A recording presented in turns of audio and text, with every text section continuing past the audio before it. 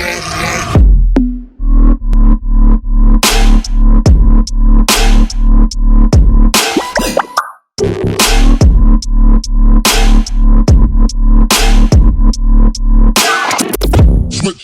love that you say that, because when you got into the business, you're like, no, I'm not going to door knock. And then you experienced door knocking, you got results from it.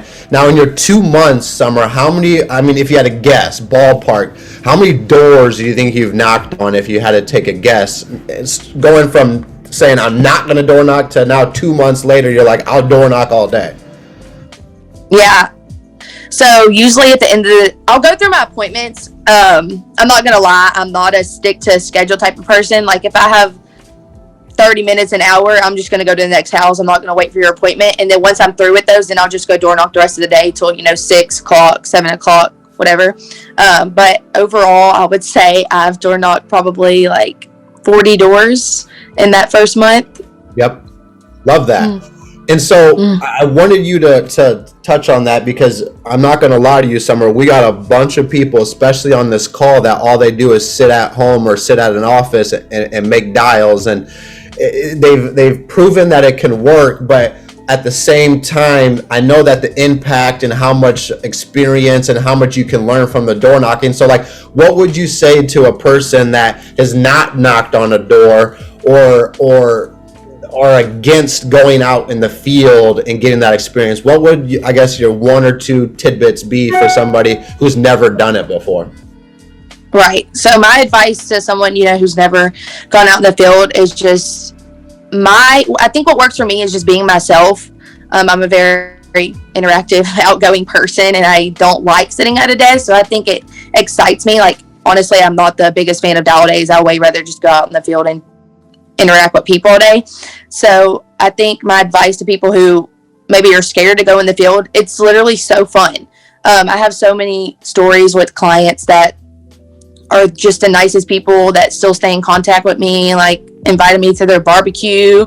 Like, it's just getting to see how their lifestyle is. It just makes you realize. And I think just knowing that you can have a certain relationship with people and get the advice, stuff like that in your real life helps too. But obviously I love going in the field, and my advice to people who haven't gone is to just do it. And then call somebody if you have struggles. That's what I did. That's how I learned. As soon as, maybe I walked out, dang, I could have got that sale, I would just call Evan or Gabe and be like, this is what happened. Like, what can I do to better fix this? And I think that is a big tip too, is being able to speak to people. This business is very hard to do alone. It's very lonely.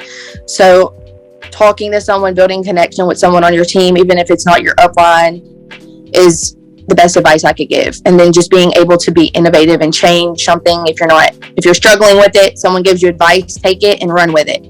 Try to use it and see if it works. I couldn't agree with you more, Summer.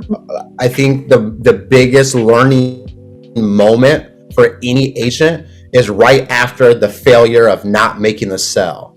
Because one, you have to have humility to call your upline or your manager or somebody on the team and say, hey man, I didn't make this sale. What would you have done? That's humility, understanding that you're speaking on failure. But when you actually call your manager or your upline or anybody on the team that can help you, that is when you turn a loss into a lesson. And if you don't call after to figure out what you could have done better, now that's actually just a loss. You lost out on that shot.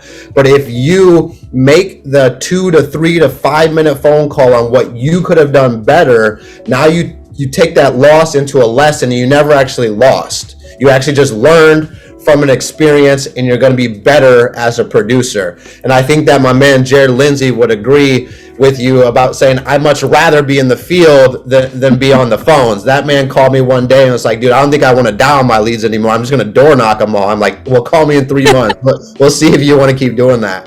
But thank you for sharing that. Now,